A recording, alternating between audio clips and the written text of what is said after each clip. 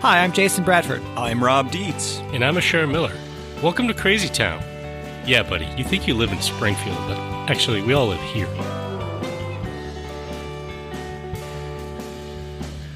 The topic of today's episode is the myth of progress, and stay tuned for an interview with Tyson Yunkaporta.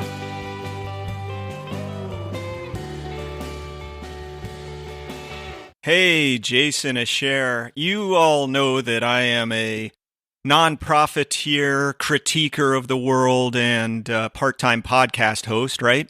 Okay. I mean, that kind of describes you guys, too. We know that's the best job in the world, but I've kind of had this fantasy in my life of taking a slightly different job, which is game show host. You would have been an awesome game show host. Maybe there's an opening at Jeopardy. Wow. Let's not get off to a morbid start. That was pretty unkind of me. I know. Yeah. Alex Trebek, such a hero. Well, so the reason I have this thing about game show hosts is I don't think you have to work that much. I think you get paid pretty well. Yeah. And you get to use that game show host voice. So I hope the listeners stick with us because this interloping period of the show will end at some point. Yes, well, maybe. We could have Melody cut this part out. Right. So I got a little game show for you guys. Are you ready? Okay. It's time to play Are We Making Progress? With your host, Rob Dietz. Okay. We've got Jason Bradford and Asher Miller squared off. Are you ready? Okay, I'm going to stop the voice now because this will just send people away. But I do have some questions for you guys for the game show. You ready? You ready? Sure. Okay. Here's the first one. What share of all plastic waste in the world ends up in the oceans? Ooh. A, I'm going to give you choices. Oh, we get multiple choice. Okay. I was going to say 112%. Right. A, 6%. B, around 36%. C, more than 66%. Oh. Well, considering... Oh, that's an interesting one. Considering how much of the globe is ocean, you think it'd be high. Yeah. But we do have landfills where we're trying. Cerebral. I got to put the time limit on I this. wonder if a lot of it has to do with fishing and stuff like that. And so maybe there's actually, I'm going to go with the high end too. I'm going to go with B. Just to differentiate. You went high end, Jason? So the answer is A, less than 6%. Crap. Oh I'm so bad at We're this. such pessimists. 86% of people get that question wrong. Okay. I feel better. Let's move on. Let's move to the next question. How many people in the world have access to safe drinking water in their home or close by? 4 people. Yes. 3 of them are right here. Yeah. Okay. No, I don't have safe drinking water. I've been getting it out of the gutter. So A, around 30%, B, around 50%, or C, around 70%. I'm going to go low because I went high last time and I was wrong. 30%. I'm going to go B again. This is what I do. This is how I barely passed class. I just did B across the board. So you're both wrong again. It's 70%. Oh, no. What he's pointing out here is that we are way too pessimistic. How much money have I made yet? You're actually paying now. Okay. Okay, last question for now, all right? In 1990, 58% of the world's population lived in low-income countries. What is the share today? A, around 9%, B, around 37%, C, around 67%. Well, now that I know what this is about, I'm going with 9%. There's no way it went all the way down that far.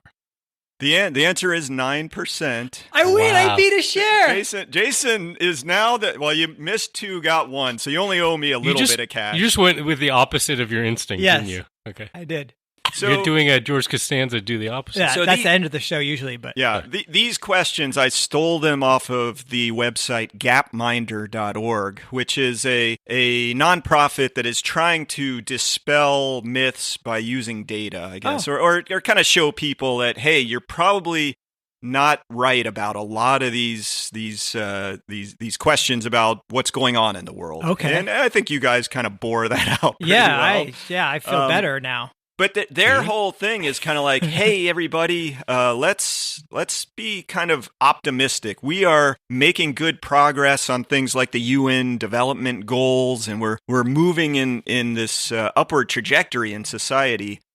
And that's what I wanted to talk about with you guys today. We're a tough audience, but let's go for it. It's this idea of progress, and are we actually achieving progress, or is it a myth? And if it's a myth, what is that doing to us? I'm totally game for this conversation, but before we talk about all that, maybe can we just talk about where this idea of progress even comes from? Well, you know what? It's interesting is to think about stories of the original sin, the Garden of Eden, and eating that apple. How could she? And Pandora's box. And so if you go way back in the good old days, there was good old days. Yeah, there was a fall from grace, right? And so I don't think this has not been an idea that has been out there in human societies forever. Right. So actually, that maybe for most of our history, we didn't actually believe in progress. Correct. I don't think we did. We believed in a fall, maybe, yes. If anything. Right? Yes. This is the worst of all possible worlds. It's our fault. Right. And almost like the life we're living, the life we're living is all about suffering, and you got to get through that so you can actually get back to the promised land, right? Right. Yeah, heaven, whatever it is. Yeah, I think from my reading and understanding of these things, I think things really changed in the Enlightenment. When we, and by we, I should say probably Western civilization, right? Mm-hmm. We went through this cultural, educational transformation where we felt like it was a movement towards rationalism in a sense that we could know the world and know the universe and understand it. And we started applying science to the world and to kind of improve people's lot. Yeah, that's when universities started proliferating, and you got all these philosophers and famous inventors. Yeah, and so you see this kind of in the 18th century and between the 17th and 19th century, this kind of this increase in knowledge, increase in democratic institutions, more rights for more people. The early famous scientists, the Galileos and the Newtons and the Copernici. Right. Yeah. Can we just not overly rosify this, though? Is that a word, to rosify? Because you got colonialism really taking off at this time as well. Of course. And I think when we talk about this idea of progress, we should be really clear about whose progress we're talking about. Right. And I think so in this context, maybe we should just be clear we're talking about in the Western tradition or Western culture, sort of advanced economies. Because in fact, you can argue that maybe our quote unquote progress came at the cost of many others. Oh yeah. Around the but world. The witches' union was in favor of this because the burning of witches plummeted after the Enlightenment. Right. So that was a good thing. They were in favor of it. Sure. Yeah. Okay, now I'm thinking of burning stuff and witches, but that actually raises the point of, at the same time, you had the burning of fossil fuels, which really supercharged all of this. You have Enlightenment, you have all these ideas coming together, and you have institutions that are pushing you towards some idea of progress, but then we suddenly had the means to do all kinds of stuff because we had this huge energy surplus that came from starting with coal and then on to oil. Yeah, it's I think with the Enlightenment it wasn't just more education, more knowledge, the advancement of science. It was applying it to the world and feeling like you could actually improve the lot of people.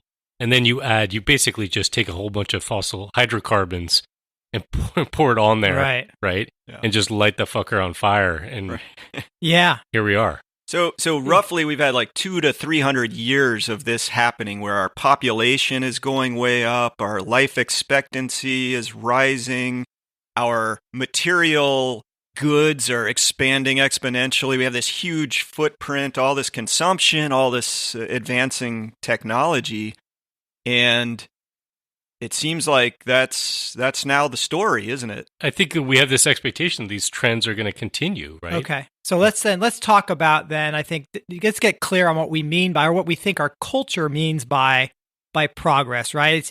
So for example, it's easy to measure progress in say athletics feats. Like you go to the gym, you train, your bench press is up to what now, Rob? Well, 85. I mean, this is the problem. When I go to the gym and then I injure my shoulder, and now I just can't even lift anything. So okay, so you're a bad example. Yeah. Okay. It's kind of like my salary trajectory over my career. It's been degressing, ungressing, whatever the opposite of progressing is. I'm sorry. Is this a subtle way of asking for like a raise or something? Okay, yeah. Mm-hmm. But anyway, I guess track records seem to get broken all the time, right? So athletes are getting stronger and faster or whatever. So there's metrics involved. So what are the sort of the progress metrics that we pay attention to? Well, when I was thinking about progress and the myth of progress, I started looking for scholars who have done some work on this. And I happened across this guy named Theodore Abel. He was a professor at Hunter College.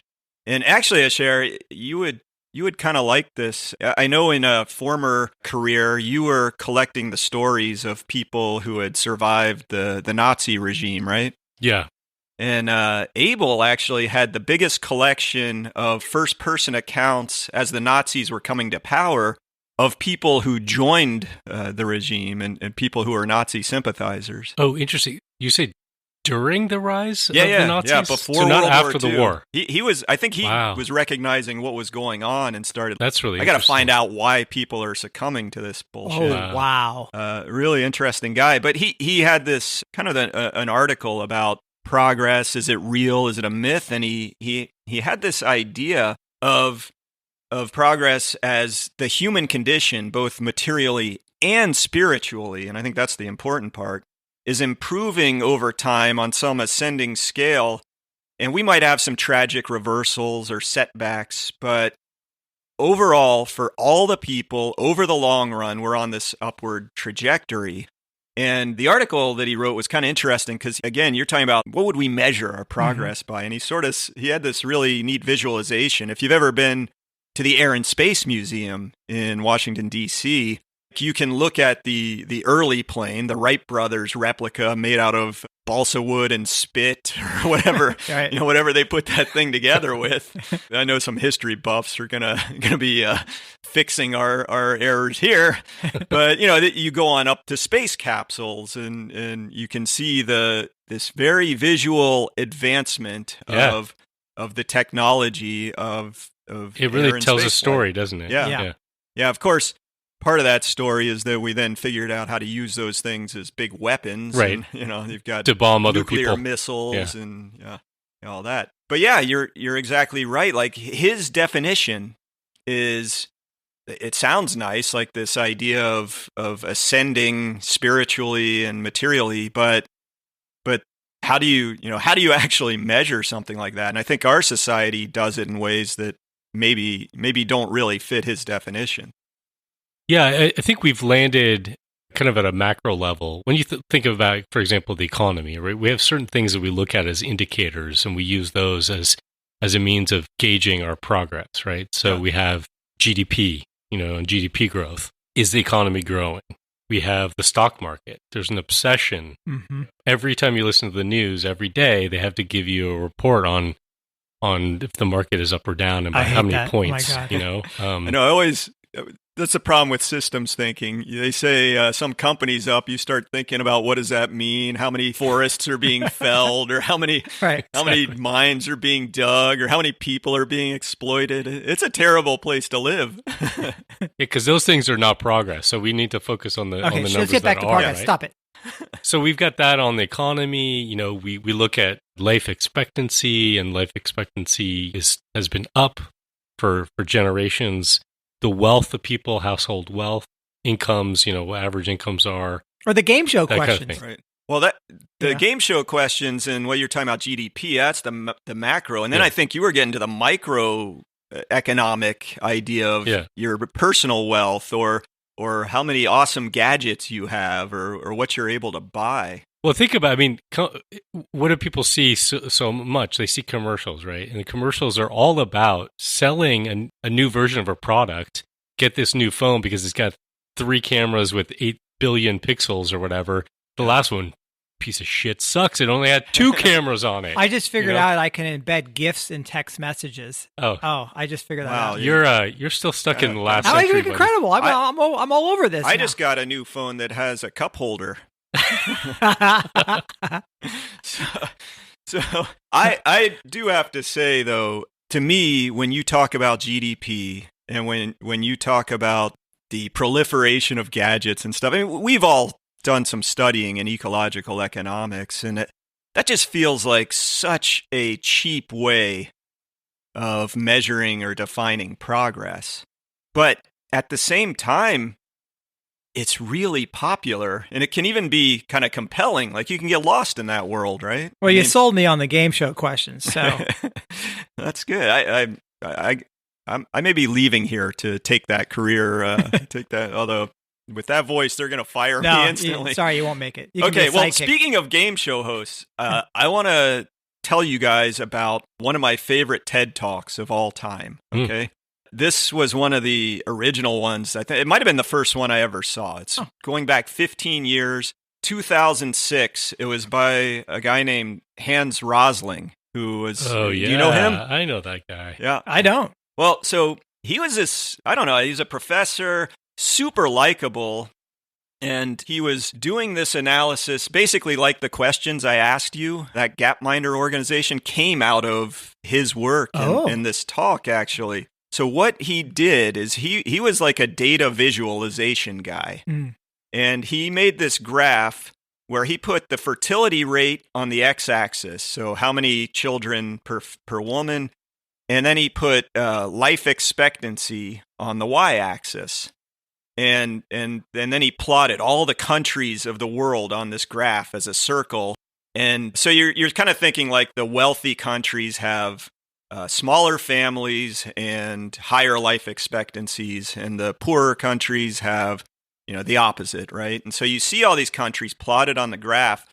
And the cool thing he could do with this software is he could animate it. So he could start it running in, say, 1960, and then have it in his video. He actually goes from 1962 to 2003, okay? So you see countries like China drifting from the bottom right of this graph, kind of the sort of bad area, and it drifts up to the upper left. Right. And the best part about this, I was saying with a game show host, is Hans Rosling does it like a sportscaster who's taken a handful of amphetamines. I mean, it's so good. He's like, and here you see China moving up to the left. Here they are. They're going up and Okay, I'll watch it after our show. Yeah, and he even does an instant replay. Let's look at that again. Yeah, it's so good. Yeah, China breaks free. It's so good, and you can see he's selected these data points to show it. And basically his story is, you think that humanity's on some dismal path when look at the progress. And I can show you with this animation. It's like I said, very compelling.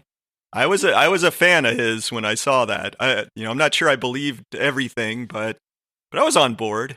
Well, I think, since then, other thinkers have, like, these new optimists, they call them, right, have come out, like Steven Pinker. Yeah, Steve Pinker. He's quite popular. Big fan, are you, Asher? Yeah. And this has been a very influential movement. So, like, Bill Gates just has a book now, Enlightenment Now. No, that's Pinker's book. Oh, that's Pinker. Bill Gates said that's his favorite book, Enlightenment Now, Bill Pinker's book. So I think this thinking has been extremely influential. And I agree. It's intoxicating. I love your description of him, and I want to watch it. I really do. Well, like, would you rather live, like I was talking about a few minutes ago, of trying to think about, stock prices are going up, that means the world's being plundered, or would you rather live in, hey, it's all getting better, woohoo? Yeah. And Pinker had this big thing about violence is on the decline, right? So, yeah, Yeah, it's like poo-pooing any concern or pessimism or contrarian thinking about how everyone's lot is getting better by putting out some of this data. And I think there are a couple of things here about what's compelling about it. One is I think we do want to believe in the positive. Mm-hmm. Certainly when we're thinking about the future and we have kids, we want to imagine that their future is going to be better, right? Yeah. The other thing, though, is that it does correlate a lot with people's experience. We've had generations now in certain conditions. Again, I think we got to be clear that we're talking about people in advanced economies for the most part, and not equitably distributed. High-consuming economies. Yeah, quote unquote. I should have said quote unquote advanced economies, who for generations now, their lot has generally improved if we're following these certain indicators of life expectancy and material wealth and those kinds of things. But it's almost like a religion that you have to hold on to with desperation. Yes, we have people like Pinker peddling this idea, but I think we also have people who are grasping at this idea of progress, and all this going to continue out of desperation. Like, it reminds me of and we may have talked about this before on this podcast, I don't recall, but Jeff Bezos, the Amazon billionaire, who, poor guy, he just lost his number one place standing as the world's richest man.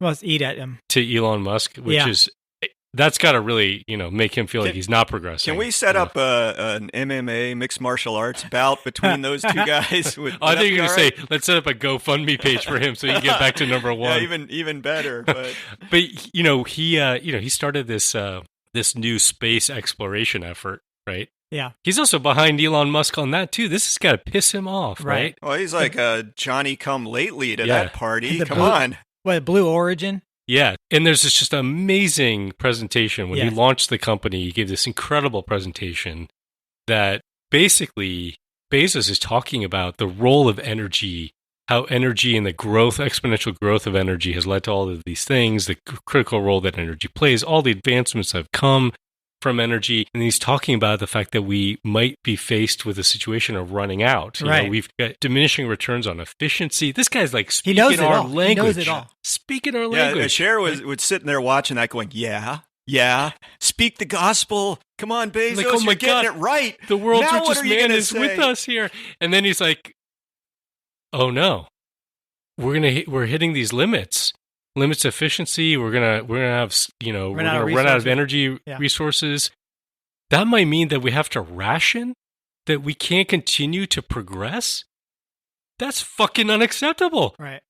We gotta go harvest the moon and go to space. Yeah. Right? Like the idea that we're gonna go harvest the moon and have like 1 trillion people living in orbit around the Earth is more plausible to him than the idea that we could ever stop progressing. Yes, right? It's the religion. It's that religion of progress. Well, he probably saw Total Recall, where the Martians have already come and planted a whole atmosphere creation system on the moon. So all you got to do is you just got to hit the button and boom. Or maybe he was listening to Alex Jones. Alex Jones was talking about us harvesting kids on the surface of the moon. So there's been a lot of work done to kind of lay the. What are they going to eat? Stage. Green cheese? I mean, come on. Space Force is going after that. Yeah. Well, okay. So with that, I think we can move into a little bit of a critique of this kind of notion of progress and this hanging on. I see no critique.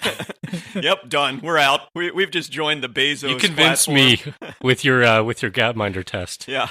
Well, I do want to raise the point that these guys bring data. Yeah. I mean, there's something to their story. There's to me, it's a yes and. Yes, that's where the critique starts. Or there's a yes but a big but. I'm trying to be nice. Yeah, that's where the critique starts to come in. And I found a book by this guy named Rodrigo Aguilera, and the book is called The Glass Half Empty, subtitled Debunking the Myth of Progress in the 21st Century. Is he outselling Pinker? I'm afraid he is probably not, but he just goes after these guys. This is great. I gotta quote him, because he says, what does it mean to believe in progress? And he's talking about the new optimists specifically. He says, it means to present statistical facts that demonstrate the material and moral improvement of humanity, imply that those who deny or question progress have no rational claim for doing so, and attribute this progress to the causes that fit your beliefs. Yeah. So it's basically saying, whatever we got, the status quo, we got to defend that, because if we start eating into that, no more progress for humankind. And so, that's where you get these ideas like, we got to keep our laissez-faire economic system, or we got to We got to keep the exact same constitutional arrangements we've got. Mm-hmm. Now, I will say that description doesn't just apply to these new optimists. I think a lot of people present statistical facts that reinforce. We've talked before cherry picking. about confirmation bias and things like that. So it might not be unique to these guys, but there's definitely a cherry picking going on there. Yeah. He actually, Aguilera looked at one example relating to global poverty rate and basically said the improvement that you see was all based on what happened in China. So you can kind of get this skewing of the statistics. You think the whole world is coming out of poverty, but it's really China lifted so many people out. Another idea, the cherry picking, I wanted to kind of come full circle on that Gapminder quiz, because there's all those questions like the ones I was asking you guys, but then I found one question in there that said, what happened to the total amount of raw materials used across the world annually since the year 2000? And they gave the A, it stayed about the same, B, increased by about 35%, or C, increased about 70%. And the answer is increased 70%. Yeah, I would have gotten that one right. Yeah. And their explanation, I was telling you how many people got your answers wrong. This one, they said 70% of people answer this question incorrectly. Wow. They don't realize how fast we're eating into nature. So the Gapminder is admitting that and that. But it's like Was that part of the TEDx talk? It's the TED one. Talk? Yeah, that's the thing. It's like the one. I was surprised to see that question. Right. It's the one question that really goes at kind of an explanation for why all these other numbers are going up. Oh, well, I'm glad they actually presented that. It gives me some hope. Oh, it was like a one tiny little piece in a sea of questions that are made to make you think that right. Don't worry, be happy, to quote Bobby McFerrin. And that's the thing, is that we are consuming up nature. We are pushing forward all of these consequences for this exponential growth and acceleration of all these things that have led to these certain areas of progress that we not only glorify, but we are absolutely tethered to, right? Yeah. And there's no sense of a reckoning of that, and a belief that it has to continue, right? It cannot stop. Well, even in the material progress, think about how we've used debt to achieve that. Right.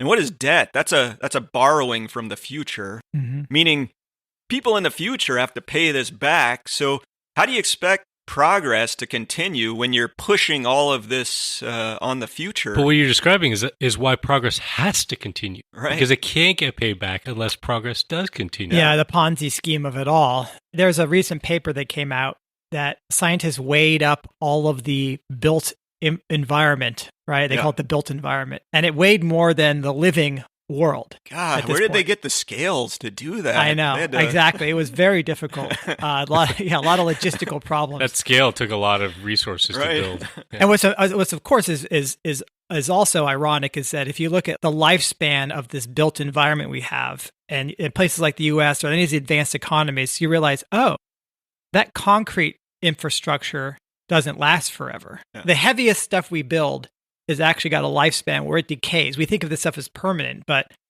the reason we're decommissioning a lot of dams right now is because they were built in the 20s and 30s, and now they're dangerous. Yeah.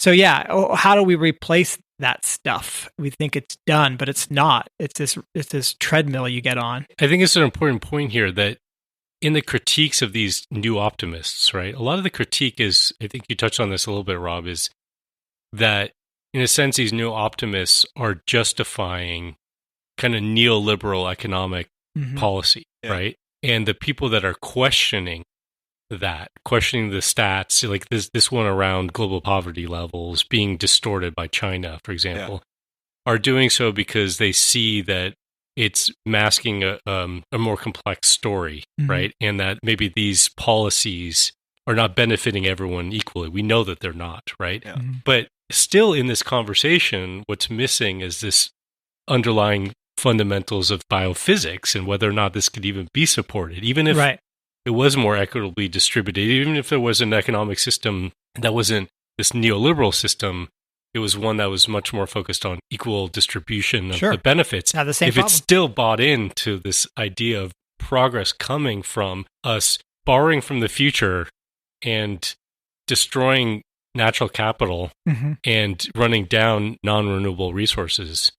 It can't continue. Yeah. Some point, the music has got to stop. And I also think that part of what some of us recognize that are maybe the artistic types, right, who are not necessarily going to be as sensitive to these highfalutin statistics, but who are reflecting on lived experience. So, that Joni Mitchell song, Pave Paradise and Put Up a Parking Lot, for example. Yeah. What is that song? Big Yellow Taxi? Yeah, it's got a really weird name, but that's the line that everyone remembers, right? Or the Pretenders had a song called Back to the Ohio.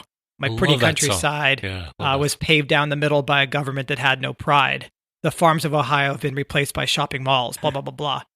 Another one that really hits me is this John Prine song, because I've been to the forests in the southeastern U.S., and they're like, the North American version of the tropical forest. They're not quite as diverse, but if you're going to get close to feeling what it's like to feel the diversity of the tropics, that's the closest you can get in North America. Well, some of them, like in the Great Smokies, you have the diversity of fish. Amphibians and freshwater fish and mussels and the world diversity, highest in the world, right? Yeah. So why don't we play that song about Paradise? Paradise. I love that. That was one of the first ones I learned on guitar ever. Oh, wow. Yeah. Okay. Yeah. Can you? I can get that clip. Then the coal company came with the world's largest shovel, and they tortured the timber and stripped all the land. Well, they dug for their coal till the land was for sale, and they wrote it all down as the progress of man. And Daddy, won't you take me back to Muhlenberg County, down by the Green River where paradise lay? Yeah, he nails it, right? I mean, all these artists that we talked about nailed it, and many more. Tracy Chapman talks about this stuff too, a lot of her work, or Jack Johnson. So I think they've touched upon something that these new optimists haven't touched upon. Yeah, and something that doesn't ever get mentioned is this repetition of problem generation. So if progress is about solving problems, we've done a lot of that. We've gone a long way, and think about medical solutions, vaccines, having access to food. But all along the way, we create new problems with all these solutions. To me, the obvious one is agriculture. Jason, you could probably chime in on this, but we invented synthetic fertilizers to increase crop yields. Of course, we got the pollution problems associated with that, which are by no means trivial. They're legendary. Yeah, I mean the dead zones in the bays and gulfs around the world. Groundwater in Iowa right now or whatever. Right. It's just awful. But that I don't even think that's the real issue. It's that, okay, we now have a population that's so expanded that we're starting to get up against the limits of the food productivity we can achieve with synthetic fertilizers. So what's the next thing we got to do to solve the problem? Oh, ask Jeff Bezos. That's why we have to get off this planet. I don't know what we're going to eat, but we'll figure that out later. Yeah. I think the thing that's hard for us to imagine who's grown up in this culture is what was lost and what we haven't experienced. I mentioned sort of like the John Prine about, the Appalachians, but I was struck by this Paul Kingsnorth interview, and we'll put it in the show notes, where he talks about meditating, in one spot for 4 days in a forest. And eventually the trees and him start talking. And now, wait a sec. Was this because he got dehydrated and messed up, or was he actually having some kind of enlightenment here? He portrays it as enlightenment, right? Was Michael Pollan with him? And right. Yeah, he might have nibbled on some shrooms while I was sitting there. I don't know. He would only eat what was within reach of his hands while he was there. But I guess his point was, when you grow up separated from nature, you don't know what it's like. You can't know what it's like to grow up embedded in part of nature. And that there is such an incredible experience that happens when you connect that way.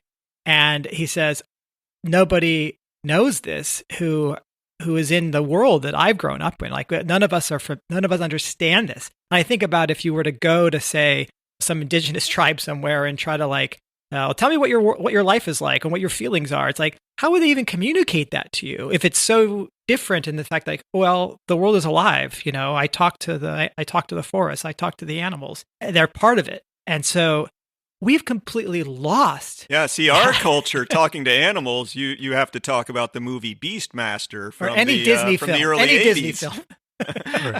or Dr. Dolittle. Yeah, right. Yeah. That's what talking to animals is about in this culture of progress. We make fun of it, right? So yeah, I think that so much has been lost because we've separated ourselves, and we've been able to do that because of all the fossil fuels and all the quote unquote technology, and we've created these virtual worlds separate from the real world. And that is just heartbreaking. Yeah. Well, and I think, this whole season is about hidden drivers. I think you're hinting at another one that we might have to hit regarding our relationship with nature. Mm-hmm. Yeah. So bringing it back to this hidden driver, you brought this up, Rob, to talk about the myth of progress and the role that it's played as a hidden driver of what's brought us to Crazy Town. And I think that, to me, it's actually profoundly important, the more I think about it, because this idea of progress, when you were talking, Jason, about kind of speaking to people in indigenous societies about their relationship with nature and just the difficulty of being able to communicate that with the language that we have, because they're so embedded in it. We are embedded in this myth of progress. Mm-hmm. It is kind of, it's like the water that we swim in. We don't even recognize it. And to me, it's particularly dangerous because we even see it with the people that we know who recognize that we do have an environmental crisis, right? Yeah. People who recognize the existential threat of climate change. Yeah.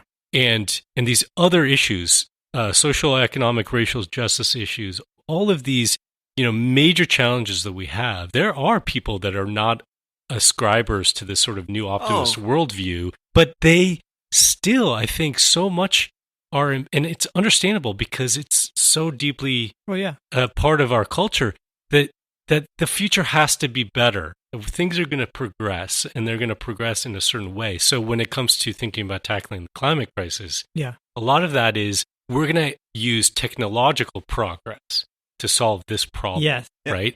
And they all get back to what you said, like our solutions create new problems, right? Right. And yeah, like, but the fact is that we have to do that. Like sometimes it's about, well, we can't sell this unless we sell it as green jobs. That's right. Or we can't sell this unless we sell it as it's going to be good for economy, it's going to be cheaper, Keep whatever. us growing. We can't sell it. But I actually think a lot of people actually are not as badly as Jeff Bezos, but are also locked into this idea that the future has to be better in these particular ways, right? Mm-hmm. That's why Greta Thunberg is so compelling to me as a character on this world stage, because she just comes right out and says, all you can talk about is fantasies of green growth, and you're supposed to be the adults in the room. Well, fuck you guys. We children are going to have to deal with it. I mean, she's not nearly as coarse or vulgar as I am, but much more. She's much more eloquent than you. And I also think that there's another piece to that, which is that idea of progress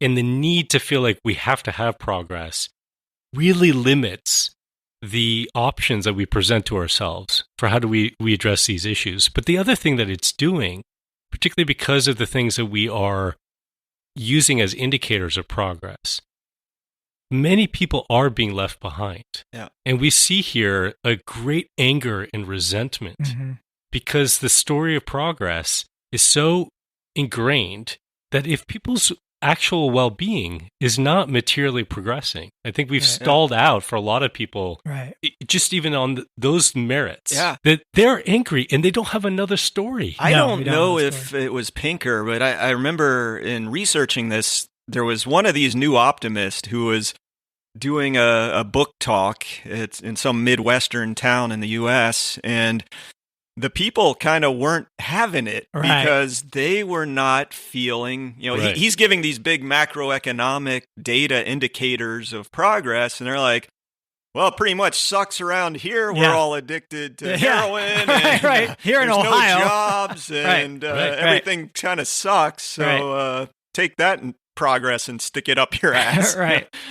I know. That's right. You're right. Like, if that's the dominant story and we're all supposed to be living it, what happens when you're not? Then you start going down QAnon and storming the Capitol or whatever. Right. It's got to be somebody's fault. There's got to be a reason why this is not happening, rather than saying, you know what, maybe this whole idea of progress is something that we have to question, which is a really tough thing to do. I mean, do we want to think that our own children are, their lives are going to be worse than ours? That, shorter, more risky, difficult. More risky they can't be worse than ours. I mean, come on, let's get real here. It's a really, really hard thing on a personal level to do, and it's, I think, a really hard thing to do kind of on an aggregate level. It's what politician is going to stand up and promise that the future is going to be worse than the present? Right. Well, yeah, we kind of had the example of Carter. Not that he was promoting that, but of him sort of being cautious about energy and the environment. And then you got a guy like Reagan coming in just saying, beacon on a hill, morning in America, blah, blah. Like, people love that kind of messaging. It's what they want to hear. And thinking about it back to like the Enlightenment thinkers, part of, I think, what the Enlightenment was about, or one of maybe the outcomes of the Enlightenment, was the secularization. Mm-hmm. That we did have kind of a dominant story before that was the fall from the Garden of Eden, the fall from grace of God or whatever, and that this might be a difficult life, but we suffer through it and then we get our reward in heaven later. Mm-hmm. And the Enlightenment, and one of the byproducts of that in education and feeling like we can understand the natural world and have some control over it, allow people to let go of that story. Yeah.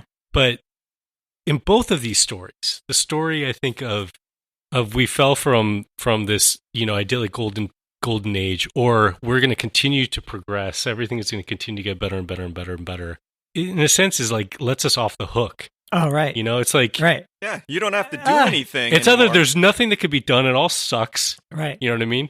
You wait till your next life. Or the technocrats and scientists are figuring it all out for you. You just go along and it's a cop-out. That's the best you can do. Just go work for, what'd you call it? Space Penis? Or whatever Jeff Bezos' company is. Yes, it is a space penis. Like, that's contributing, right? That's the way to solve it. You're right. Lets you off the hook. And then I guess my last thought about this is that we need to think about both doing away with the story of progress and also how we define progress. Okay, well, I'm not letting you off the hook like that's your last thought. We're going to come back with the Do the Opposite segment, so be ready for that. All right.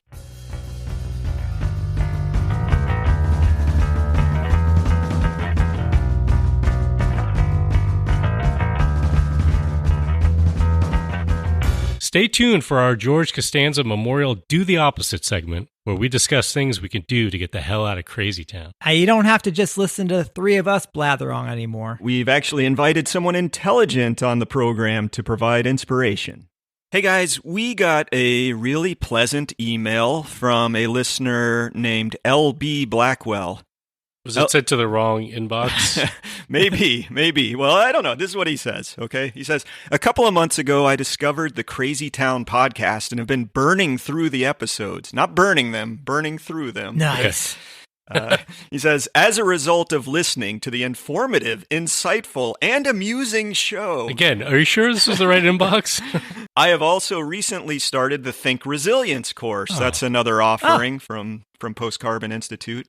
He says, these two resources and the supplemental articles, videos, books have kicked up my interest and enthusiasm for taking more action in response to the crises we face. Wow. And he kind of goes on to talk about the stuff they're doing in his family, like supporting the farmer's market, composting, growing food, generally localizing, and he really talks about upping his game and using the bicycle for transportation. Excellent. And he even, I think, praised you, Jason, for your cycle commuting. Well, I don't do that much anymore. I have to. I'm sorry to admit, Cher is the great bicyclist now in the Crazy Town crew here. I'm probably the commuter, although not doing that much with. But you were good at commuting. Yeah, the problem for me is my commute is literally 4 feet. From the bed well, you to could the bike desk. from. Right? I could leave the bike and climb over it to get to the desk. And I work on the farm here, so I don't have far to go. I did used to, when I worked in D.C., I used to bike 19 and a half miles each way. That was huge. To and Wait, from. Each way? Yeah. Yeah, it's like almost a 40-mile ride every day. Wow, man.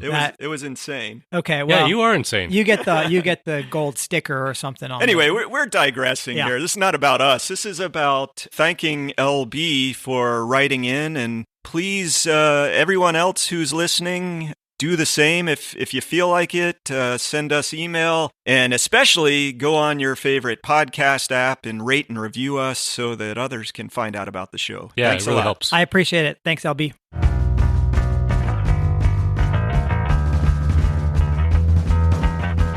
Every decision I've ever made in my entire life has been wrong. My life is the complete opposite of everything I want it to be. If every instinct you have is wrong, then the opposite would have to be right. So before the break, Asher, you were talking about questioning the myth of progress, and here in the Do the Opposite, we try to figure out how we might actually tackle that. And when I started thinking about it, it reminded me of that favorite childhood board game. You guys ever play Chutes and Ladders? Oh, still do, yeah. Still do. Jason loves games where you spin something and move a piece. It's so easy. After a year of being locked in his house because of a pandemic, he's like run out of I've regressed. Well, what I remember about Chutes and Ladders, it's this dumb game where if you land on a space with a ladder, you go up the board towards the finish line. Yeah. And if you land on a space with a chute, which you never use that word. It should be slides. It should be ladders and slides. You slide back down to closer to the beginning. And so it's really this idea of the ladder as progress. And if you get to like the right one, you always win the game. Yeah, There's like this huge ladder. There's one of them, yeah. Gigantic. Yeah. There's also a huge slide at the end that takes you all the way to the bottom. Right. Well, if you think about the chutes or the slides, it's like that's the original conception that humanity is on this fall from grace. And the ladder is kind of like the current conception that humanity is on this ascendancy of progress. And the point here... You've taken all of like human history and its conception of, and you've narrowed it down. You've reduced it to Chutes and Ladders. That's right. This is what I do. No, he didn't do this. There's a backstory to the origin story of this game. Like, you guys know the backstory of Monopoly, right? It was like a critique of capitalism, right? So I think that the originator of Chutes and Ladders was like talking about the myth of progress. Right. That's true. I think I'm some kind of genius analyst for figuring this out, but that was actually the intention. Right, exactly. You're the first person to figure it out. Somewhere, this person who created this game is like clapping. Like, finally. William P. Chutes and Ladders, the inventor of the game, is clapping in his coffin right now. He's got one convert. Or maybe 3. I think you guys are buying this metaphor. But so really the idea is that it's not a chute and it's not a ladder, right? Right. Instead, it goes back to what we've talked about before. The adaptive cycle. Yes, systems thinking, and it's a cycle. People are probably tired of us talking about the adaptive cycle, but look, we're not. Woohoo! Actually, we're talking about sort of, old stories. Plato apparently argued that... Wait, Plato or That's Plato? a great... I have Plato too. Did I sound like I said Play-Doh? If you leave it out, it dries and you can... But don't you love squishing it through those little plastic toys and you can make like spaghetti noodles out of it? Plato. Excuse me for not enunciating properly. Plato, he actually talked about that humanity was on a circular path. And I guess the cycle was 25,000 years. That's a pretty long cycle there. That is 25. How do you come up with that number? Right. Yeah. Pull it out of his ass. Staring in a cave or something. I don't know. But in any case, the adaptive cycle. The idea that maybe existence is not either a fall from grace or an ascendancy to whatever this utopia. It's a process. Yeah. Right? And I think, that's what we've talked about is folks who are listeners, the folks like LB who wrote us, they're sort of gearing up for this phase of the adaptive cycle where we actually go through this collapse or contraction of some kind, and then have to reorganize to some new phase that maybe starts to improve things again, right? So that I think is what we have to gear up for. And let's just take a real quick moment to praise the style of LB, which is to do something that's beneficial for your community, rather than to build the bunker and stock up with with as much ammo and canned food as you can. Yeah, we need reality TV shows that follow guys like him, right? Not the bunker guy. Not quite as compelling, I guess. It's just kind of like the New Optimists. It's too compelling. But if we're saying here we are with the do the opposite. The do the opposite is don't buy into this myth of progress. Question the myth of progress. We're not saying, and we're saying, hey, it's more like an adaptive cycle, and get ready for the collapse phase of that. We're not saying walk around thinking that everything's going to shit, and nothing can progress. I mean, I think that there's a shift also that we can make and should make around what we define as progress. Yes. Because there are things within all this, right? Even this collapse reorganization phase we may be entering, where there could be progress in certain areas. Yeah. Well, I mean, part of what this sort of the hungry ghost, the maw of industrialization, where we are literally like the Gap folks even admitted, we're chewing up the planet while all these metrics are going up. We're chewing up the planet, and so that's like entropy, being just accelerated. And so I think we're converting from sort of the natural capital or the nature. I hate that natural capital is not a great term, I don't think, but what's interesting about and converting into stuff that really does have this entropic life, our built environment, it doesn't last forever. We're always repairing things and fixing things. I want to pull back just a sec, because I don't know how, you're starting to speak the language of ecologists. Yes. And there's a guy named Paul Wessels who wrote this book that I blasted through before this episode. It's called The Myth of Progress Toward a Sustainable Future. Mm-hmm. And he's talking about that concept of entropy and saying most of the things we're doing and counting as progress are actually serving to increase entropy, which is essentially disorder, scatteredness. So like you can think about it, if you do industrial farming, you are plopping down this monoculture and you end up with degraded soils and water pollution, entropy writ large. Yes, and that one of the things that I think about is like if we were to see other metric, let's say there's other metrics that we call the new progress, right? And they would be things like, oh, our soils are healthier. Like we can measure that. We can measure soil health, infiltration and organic matter and nutrient cycling. Or, oh, the wildlife populations, like the number of songbirds is on the increase. Oh, we've got actually better coverage of wetlands finally.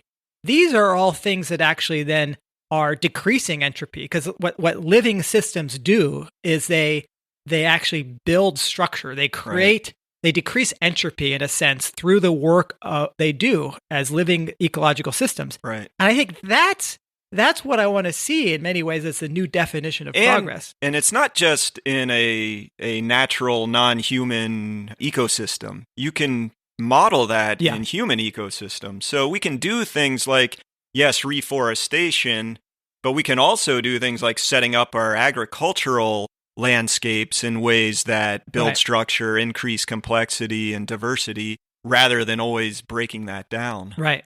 For some reason, it makes me think of this great book that Bill McKibben wrote called Deep Economy. Mm-hmm. And in it, he talks about how the conditions that we're in, what we define as progress or benefit to people is very different.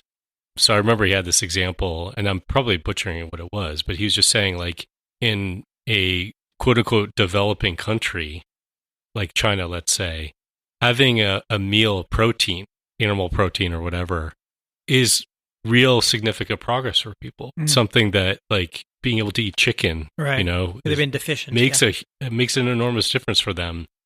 Having yet another relationship, it may not be as significant for them in their life. Mm. Whereas for us, eating yet another meal, Right. with a dead animal in it, Right. it doesn't actually help us, it might actually hurt us. Whereas making a meaningful connection and having a meaningful relationship Yeah.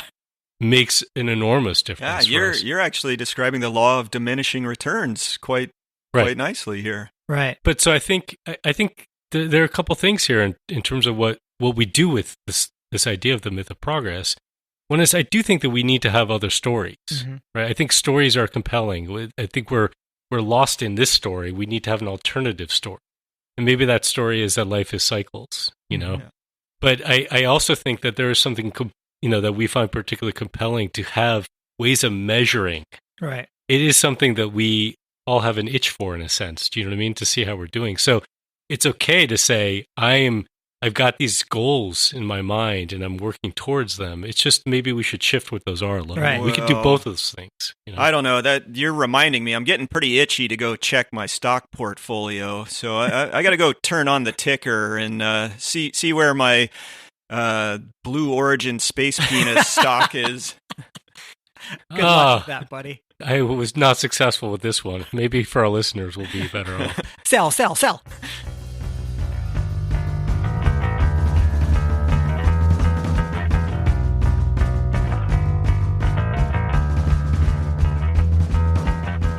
Tyson Yunkaporta is an academic, an arts critic, and a researcher who belongs to the Appalach clan in far north Queensland, Australia. He carves traditional tools and weapons and also works as a senior lecturer in Indigenous knowledges at Deakin University in Melbourne. I so enjoyed reading his book Sand Talk, How Indigenous Thinking Can Save the World. Tyson, welcome to Crazy Town. How you doing? Crazy Town, I think that's where I live. Must be in the same place. Well, good. Maybe you'll feel right at home here then. Jason Asher and I have been discussing the myth of progress and how belief in it keeps painting humanity deeper and deeper into an unsustainable corner. In your book, Sand Talk, you point out something crucial about the myth of progress.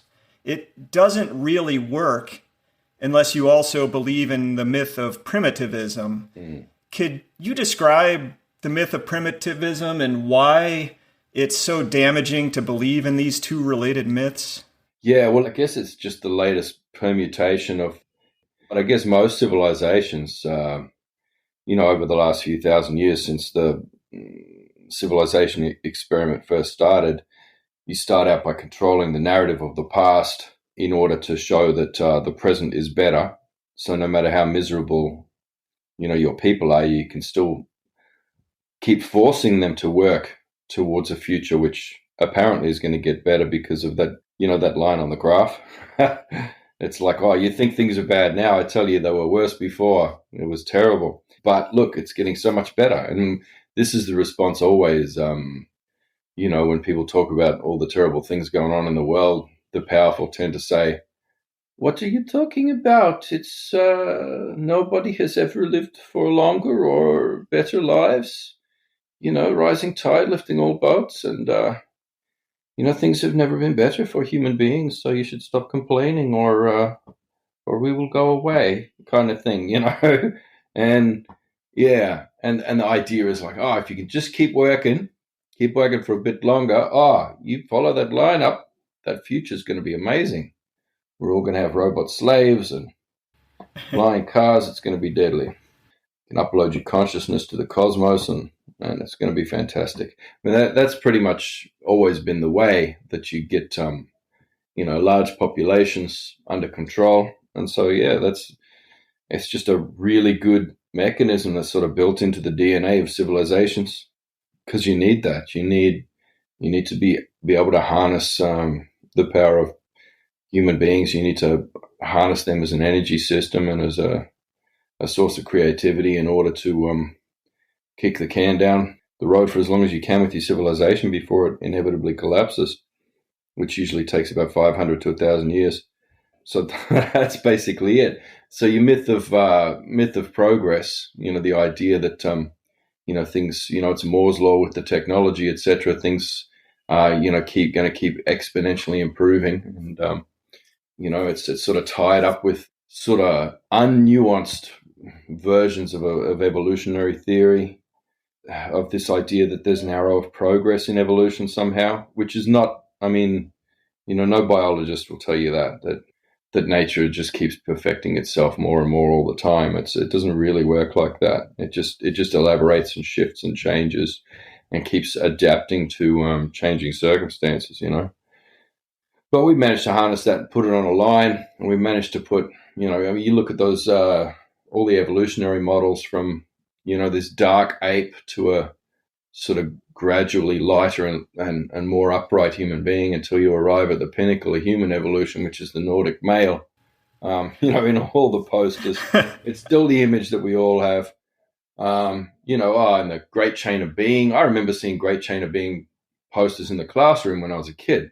I remember, posters and pages in textbooks when I went to school of, the 4 races of man, and one particular one at the top, and a sort of an explanation of how these developing nations they haven't caught up with the more highly developed species of human beings yet, and but it's the brotherhood of man, and we have to help these people, and you sort of swallow that and believe it when it's really just this highly deficient economic system and culture that needs to go out to those places and diminish those people and steal all of their shit just to make their ridiculous, clunky progress function, and barely function. These institutions are just always on the verge of collapse. It's always on the verge of absolute disaster. There's always a Bay of Pigs or a Cuban Missile Crisis or a bloody, you name it. It's always right on the edge of complete annihilation. But, I guess some people find that exciting. Yeah. You're talking about the myth of progress and sort of the perceived pinnacle of humanity. But one of the things in your book and others that I've been reading too is how it seems we've really gotten the picture wrong about how people lived in hunter-gatherer and foraging societies, and how healthy some of them really were. And, and that's where that myth of primitivism, you get that Hobbesian, life was short, nasty, brutish. Well, there's a lot of evidence to oppose that. No, it wasn't. Life in many ways was amazing. Yeah. But then you got the other end of that pendulum swing too, which is also kind of wrong and disingenuous. Once the progress sort of model has started to look a bit dodgy, you've got a lot of those ones that identify with the Nordic male at the peak of progress, just trying to turn around and go back the other way and identify this perfect body from the past to inhabit this perfect supreme being that's somehow been diminished, and that they can reclaim that and then take back their fatherland and correct all of these silly postmodern mistakes of women driving cars and such, So, it's really weird. Look, and there's a reason why there's so much pseudoscience around it, so much weirdness. Look, there's some truth in what you're saying, but there is so much noise and not a lot of signal. The real signal is going to come from an aggregate of stories from Indigenous people who carry the memories of living in this way, of living sustainably within a land base, and just the immense complexity of that when it's not viewed through this reductive or weird anthropological lens or all these weird metrics for measuring things. We are the most measured people on the planet, because that is really high value real estate, the paleo sort of mystery. What is the patterning of human behavior, and what metrics can we devise to measure that? What stories can we tell to the public to keep them where we need to keep them? But then also, how can we measure that to leverage, understandings about human behavior so that we can figure out what all this weird irrationality is and predict the behavior of mobs and the madness of crowds and the wisdom of crowds and counteract that so we don't get our bloody an excess of democracy or something like that is kind of the motivation behind most of that. Also to build up theories in psychology, game theory, economics, right across the board. Most of the disciplines are grounded in really bad baseline data about Paleolithic human beings. And you do see a lot of stuff cited about Indigenous peoples, still existing Indigenous peoples, but it's seldom current. It seldom has current analysis or story from those communities as they are right now. So trying to show how it's natural for human communities to want to scale up and to elaborate hierarchies and to take control and then to take over other lands around them and all this sort of stuff. And so, you get citation after citation of different Indigenous groups that have done this. And so they're like, oh, well, you're saying that you have these small scale sustainable communities, but what about these people? And what about these people? What about this example and this example who, did expansionism and the chief's clan took over and took away the power of all the other clans, and then they went out and bloody eclipsed all of the other places around and started an empire and all that sort of stuff. I mean, that's happened with a group in New Guinea. That's happened. I mean, the Mali Empire in Africa was pretty much the biggest empire ever. But that's not a good example because Africa was doing civilization before anyone else. Wakanda was a real thing in time out of memory, but there's not much exploration of that, like the stone cities in Zimbabwe and stuff like that. They just they don't do digs there. They just kind of go, that just means there was probably white people here many tens of thousands of years ago. Like, we'll just ignore that. But, Africa was the cradle of civilization. They tried it. It failed. And, they returned to pastoralism and hunter-gatherer ways of life and village life because it was unsustainable to do it the other way. So they've already been through that and learnt the lesson, and the rest of the world hasn't yet. But anyway, so you got this. They always cite these examples, though, like the one in New Guinea and all that sort of stuff. And then you sort of go, well, when did this happen exactly? And they all happen around like the 1800s or the 1900s. And they talk about the, just the marauding Native American tribes and stuff like that. And when was that happening again? 1800s, 1900s. Right after the colonizers came in. Yeah. All right. And so, yeah, exactly. They're not making the connection of, okay, so what else was going on in the land there? If you land, on an island of New Guinea that has the richest linguistic and cultural density on the planet of any place, so obviously hasn't had imperialism because there are more languages in New Guinea than anywhere else. So obviously if they'd ever experimented with imperialism, you just have one or two languages on that place, not like thousands. So you land on that shore and you just take over a massive swath of country for your little colony, for your launching point to piss off with your safari hats and bloody high socks and bloody go and, measure people and try and figure out what the primitives are like.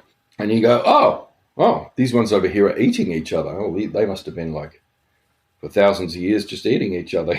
Yeah, they're killing each other over there. There's a big war. And it's like, well, you kind of displaced half a dozen tribes when you landed and killed a bunch of them, and now they've had to flee into the interior and try and find somewhere else to stay. So, yeah, there's some conflicts going on, and all those refugees are pretty hungry, and they're probably going to have a bit of long pig, if you know what I mean. So it's like the complete intrusion of the active observation of Paleolithic cultures has always rendered all of that data completely invalid. What we do have is our Indigenous peoples and the stories that's often dismissed as mythology and all that sort of stuff. But there is some really solid lore in those stories and a lot of really accurate data that's worth looking at. And then there's just good thinking you can do, like looking at the linguistic density and diversity in New Guinea. It doesn't take much to backwards map, reverse engineer that, and see that there's certainly been a system that's prevented upscaling of powerful groups in that place for a very, very, very long time. And that system of governance is probably worth looking into. It's probably worth a look. because, that's probably what's going to save the world if you wanted to save it. If you're interested in that at all, Yeah. Yeah. I was glad to hear you bring up story as something that is a thread running throughout Sand Talk and clearly means a lot to you. I often think of myths as particularly sticky stories. So, they're the stories that tend to stay with us and get repeated. And one of the things in Sand Talk that you introduce is the concept of story mind. And I found that kind of fascinating. You call story mind a way of thinking that encourages dialogue about history from different perspectives and that takes advantage of the raw learning power of narrative. I was hoping you could explain the concept of story mind in a little more depth, and then maybe even provide an idea how someone like me or hopefully someone a little more with it than me could actually cultivate story mind. Yeah. It's funny, like in my community, the way we use the word story is different. I didn't mention this in the book, but it's different from the way everybody else uses the word story. It's not just a narrative. It's not limited to that. Story is about any knowledge that's communicated in a way that's to improve relationships or forge new relationships or whatever, or increase relatedness in a way that's committing knowledge to long-term memory, knowledge or relationships to long-term memory. And that's pretty much, so that's a lot of things. But really, story, it's the only safe way to store data long-term. Can't keep it in objects and technologies, like material technologies, because those things don't last. Your floppy disks don't work anymore, for example, and all the hard drives and everything else you're storing on. How's your CDs going? Your DVD ROMs from right? Right. It all goes away, doesn't it? Yeah, you know what I mean. It's that all goes. So you want a song to be remembered. You're not storing that on a bloody server. Spotify is not a safe repository for your musical culture. That won't last. Companies fall. That's just in the short term. Platforms disappear. I don't know, somebody does something terrible there, and so the whole thing has to be cancelled or whatever. Rare earth metals are called rare for a reason. They're not going to last forever. And, these devices won't be around forever. What will be around is what you pass through your relationships intergenerationally, and that's really important. These are the things that last, and you can store knowledge over deep time with that. So, yeah. I was talking the other day to someone about, a lot of the data that we still have in stories about species of megafauna that are long extinct, like, tens of thousands of years ago died out. And, while there's nothing no remains of those animals that would tell, beyond bones, there's no remains that would tell people what color they were, what their habits were, what sounds they made. And we still have those sounds. Like we have the sounds that extinct megafauna made in our stories. Like the old people can make them sounds, We have... yeah, that's fascinating. You know what I mean? So we have like oral histories kind of is this fossil record that it's kind of more 3D. There's color in it. There's sound. There's smell. There's, so the memory like that's the only way. And so, I think I'd rather see that than if there was a permanent way to have YouTube videos that would last for 1 million years. I think I'd still prefer to have it this way. Yeah. Yeah. Well, I can certainly agree with you. I can't even count the number of YouTube videos I've seen and forgotten in, whatever the last decade or so. Another practice that you describe in the book is that of using your mind and your hands to create functional and artistic objects. For one example, you described a pair of wooden clubs or law sticks that you made, and I'm not going to attempt the Indigenous pronunciation. Maybe you could share that with me. But I was wondering if you could just talk more about that practice of creating things and what it's meant to you. Yeah, it's the thing that it's just the thing that sort of keeps me anchored, or has kept me anchored. No matter what else is going on, you can still come back to that. And that's something you're sitting in deep time that's going right back and right forward. And there's no time. It's a kind of timelessness while you're doing it. And, you're able to tap into that that sort of bigger mind that's in all your relationships, but also all your ancestors, everything. You're just sort of there and sitting in all that knowledge. And then you're choosing like a narrative pathway through that knowledge, and that's what gets encoded into the thing. So I'm working on a chapter for the next book, and it's about leadership and governance, but focusing on what not to do. Basically setting up what governance looks like, in a sustainable, deep time, long-lived society, and then sort of looking at, and from the micro to the macro, so in small teams, but then larger social organization as well. So at every point in the scale, and the secret is that it fractalizes up from the smallest unit.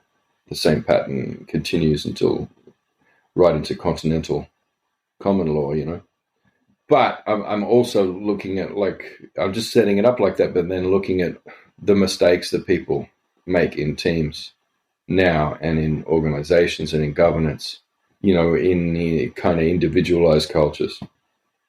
So the way I'm doing that and the thing I'm making for that is, weirdly, I'm doing it the wrong way in order to explore and encode this idea of what not to do.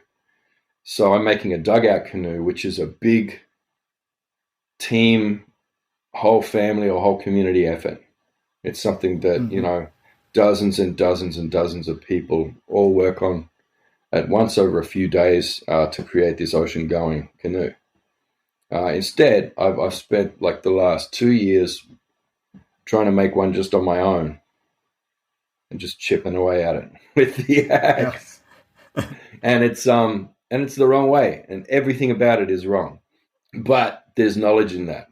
There's knowledge in that because I firmly believe that we need to have cautionary tales now that are being handed down into the future. So the idea of encoding a cautionary tale in an object, it's if it's about doing the wrong thing, then maybe that needs to come into my process for crafting that. Yeah, well, I do appreciate that. I appreciate, too, that idea of finding examples out there of how not to do things. I mean, as a parent, I could think back to things I didn't like growing up, and then I can say, okay, I'm not going to do it that way with my kid, or there's all kinds of ways to apply that lesson. So yeah, and the one you're talking about, experiencing something, especially something that you decided to do a particular way, and realizing the lesson out of that. That's a really key way of learning too. Yeah, that's it. I want to thank you, Tyson Yunkaporta. You are the author of Sand Talk, How Indigenous Thinking Can Save the World, and I really appreciate you joining me here in Crazy Town and sharing some ideas.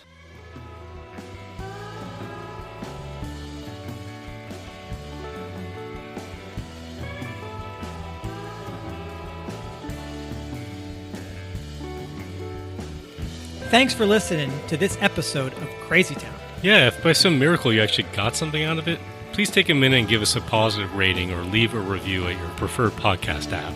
And thanks to all our listeners, supporters, and volunteers. And special thanks to our producer, Melody Travers.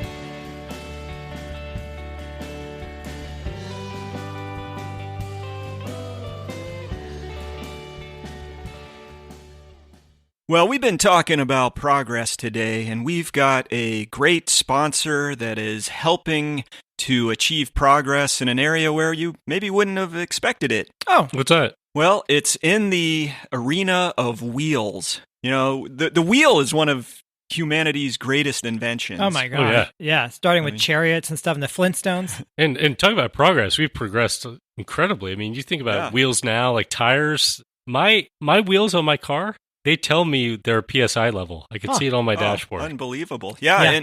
And you went from a wheel made out of stone to one made out of, wooden spokes to metal. Well, rubber. Our sponsor today is taking wheels to the next level. Our sponsor, Square Wheels. Oh, Square Wheels. Oh my gosh. Well, okay. I'm surprised, but I can think of some advantages. You're surprised because every once in a while, a leap in evolution occurs. Yeah. You get to that next level. Right. We were like so limited in our thinking about the possibilities of wheels. You were stuck in the myth of the circle, weren't you? Right, exactly. Some kind of cycle or something. You know how much easier it would be to park on like the streets of San Francisco with square wheels? Oh, you don't even need a parking brake. No. Screw the parking brake. Just get rid of that component of the car. Talk about ability to corner. Square Wheels. Yeah. What a different ride it would be. Thank you, Square Wheels, for your sponsorship. Crazy town. Da, da, da, da, da, da, da, crazy town.